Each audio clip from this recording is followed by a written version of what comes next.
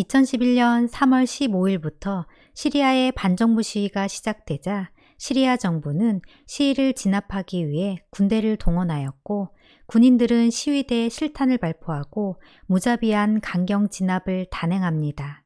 군대의 공격이 몇 달간 계속되자 시리아의 민주화 운동은 조금씩 무장 폭동으로 변해가는데요. 무장 폭동은 탈영한 군인과 민간인이 자원한 반군으로 형성되었고, 초기 반군은 중앙 지휘관 없이 저항하지만 점차 전국적으로 전 마을 및 도시에서 전쟁으로 확대됩니다. 안녕하세요. 지식발대입니다. 구독과 좋아요는 저에게 큰 힘이 됩니다.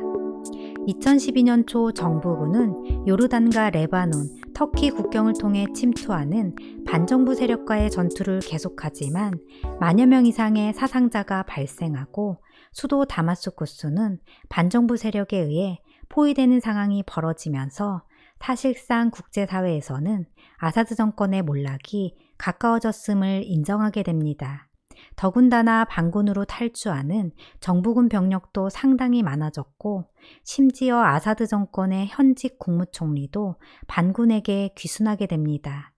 궁지에 몰린 정부군은 이스라엘 침공에 대비한 예비대와 수도 방위대 등 모든 병력을 총투입하여 대격전을 벌이는데, 민간인의 희생을 고려하지 않고 수도 다마스쿠스에 대한 무차별적인 직접 포격을 가합니다. 결국 7월 23일부터 반군이 도주를 시작하였고, 정부군은 7월 30일 완전 승리를 선포합니다. 하지만 반군은 11월부터 공세를 시작하는데요. 반정부 성향이 강한 이들리브, 알레포를 함락하고 시리아의 심장부 다마스쿠스의 집중 공격으로 하라스타, 이르빈, 자말카 등 외부 시가지를 장악하는 데 성공합니다.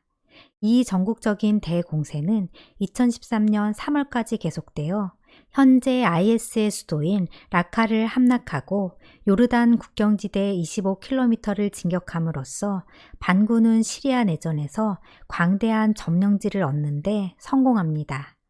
정부군도 가만히 있지는 않았는데요. 2013년 4월 17일 이들리브에 대한 공세가 이루어져 반군 보급로를 끊어버리고, 8월에는 수도 다마스쿠스 도우마 시가지에 화학무기인 살인가스로 대규모 공격을 합니다. 이에 많은 사람이 희생되는데, 반군의 주장에 의하면 화학무기 살포로 1,300여 명이 사망했다고 합니다. 살인가스 공격은 해외에서 큰 이슈가 되었고, 열받은 오바마 대통령도 시리아 내전의 개입 의사를 밝히게 되는데요. 깜짝 놀란 아사드 대통령은 무고를 주장하면서 시리아에 존재하는 모든 화학무기 시설과 재고를 국제사회 감시하에 폐기하겠다고 제안하고, 결국 러시아의 옹호 아래 시리아 정부의 화학무기 이슈는 종결됩니다. 점차 전쟁은 아사드 정권 쪽으로 기울어지고, 끝이 보이지 않던 시리아 내전에서 반군을 지원해주던 사우디, 카타르, 터키가 점차 발을 빼기 시작했고, 반군 내에서도 세속주의자와 이슬람 원리주의자들의 대립이 심화되어 가는데요. 결국 이슬람 원리주의자들은 2013년 말 이슬람 전선을 결성하여 반정부군에서 탈퇴하고 세속주의자들을 공격하기 시작합니다.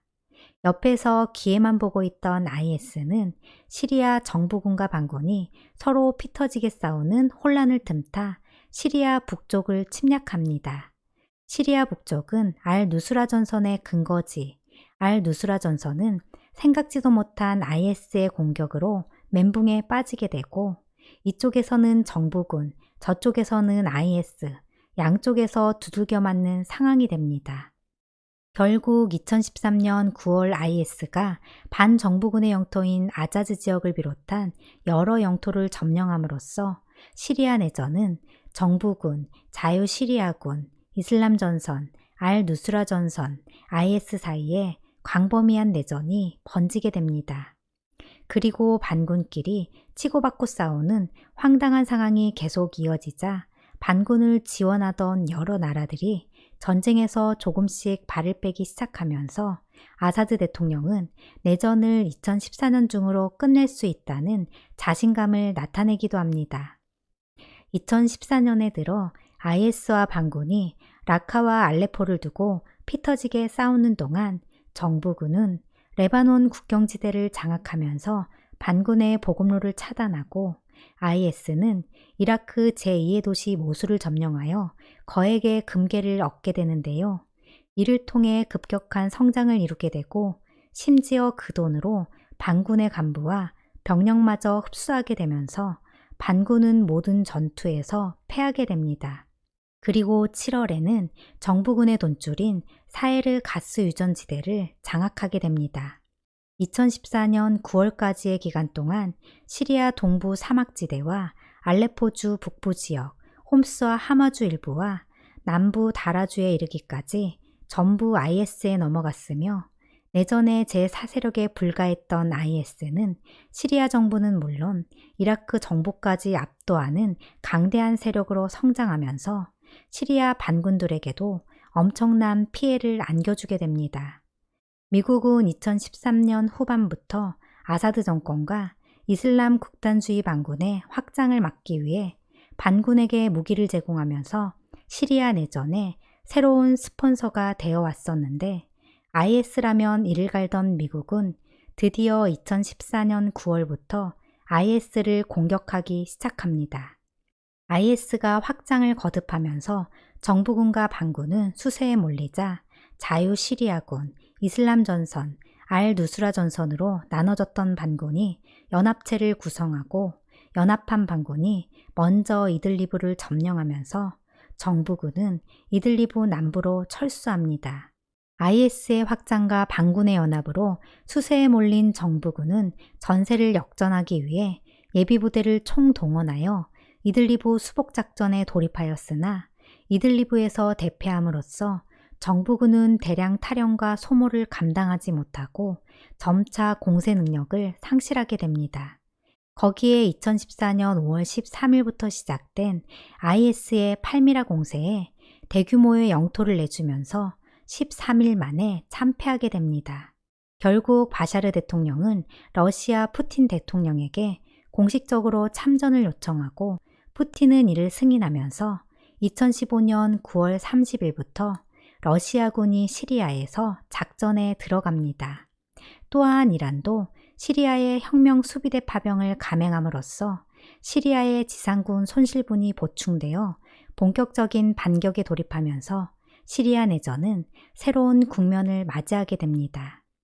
9월 말부터 시리아 정부군은 알레포 동부 교외 지역을 완전히 장악하고 알레포 주 남서부 지역에도 공세를 가하여 알-이스 지역까지 진출하는 데 성공하고 라타키아 북부 산악지대에서도 러시아 특수전부대의 도움을 받아 대부분의 지역을 회복합니다. 2015년은 정부군의 참패로 아사드 정권의 몰락이 가까워졌으나 러시아의 참전으로 상황이 역전되지만 사실 러시아는 이 전쟁에 전면적으로 개입할 생각은 없었는데요. 푸틴은 반군과 정부군 사이의 국제회담을 통한 평화적 종전으로 끌고 가려 했지만 협상이 끝내 결렬되면서 시리아 내전에서 발을 빼지 못하게 됩니다. 또한 2015년 12월 러시아 공군기 Su-24가 터키 공군에 격추되는 사건이 발생하면서 본격적으로 러시아와 터키 간의 대리전 구도가 조성됩니다.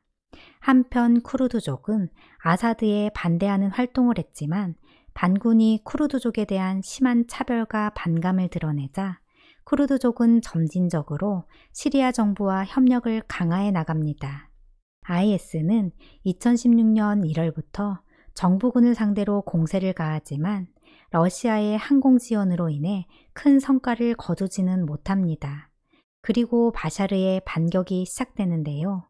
2016년 3월 시리아 정부는 인류의 유산을 파괴하는 IS의 만행에 대항하여 고대 유적과 사헤르 유전지대를 보호하는 명분으로 정예부대와 이란 혁명수비대, 러시아군을 모아 고대 도시 팔미라에 대한 대공세를 실시하여 팔미라를 완전히 탈환하는 데 성공합니다. 러시아군은 시리아 내전 전면 개입을 통해 수많은 무기들의 실전 테스트를 진행하였고 매우 뛰어난 평가를 받게 되는데요. 이로 인해 러시아군의 힘과 기술을 과시함은 물론 세계적으로 러시아제 신무기의 주문이 폭증하는 이익을 얻게 됩니다. 하지만 러시아에 대한 서방의 경제 제재와 유가 하락에 따른 경제난이 겹치게 되면서 아사드 정권의 완전 승리를 지원하기보다는 평화 협상을 통해 전쟁을 종결하고 철수하기를 바라지만 아사드 정권이 협상에 지지부진한 모습을 보이게 되면서 푸틴은 이때부터 시리아 정부군에 대한 지원을 상당히 줄이게 됩니다. 한편 2016년 4월에는 반군이 러시아 철수로 인한 전략 공백을 노려 알레포 지역의 칸투만 지역을 노리고 작전을 개시합니다. 이 지역에 주둔하고 있던 헤즈볼라와 이란 혁명수비대는 참패를 거듭했으며 반군은 시리아군과 이란군의 반격을 격퇴하며 놀라운 전투력을 가시했는데요. 특히 이란과 최정예 부대도 손쉽게 패배하고 도주하면서 중동의 강군으로 기대를 받았던 이란군의 실력이 만천하에 드러나게 됩니다. 그리고 IS도 5월에는 사헤르 가스 유전지대를 재점령합니다. 러시아의 바램이자 계획한 종전 시나리오가 이미 틀어지면서 시리아의 정부의 붕괴가 불보듯 뻔했기에 마냥 손 놓고 있을 수 없었던 러시아는 결국 2016년 6월부터 시리아 내전에 재참전하게 됩니다. 오늘은 시리아 내전의 경과에 대해 알아보았는데요. 다음에 이어질 내용도 많이 기대해 주시고 내용이 도움이 되셨다면 구독과 좋아요 꼭 눌러주세요.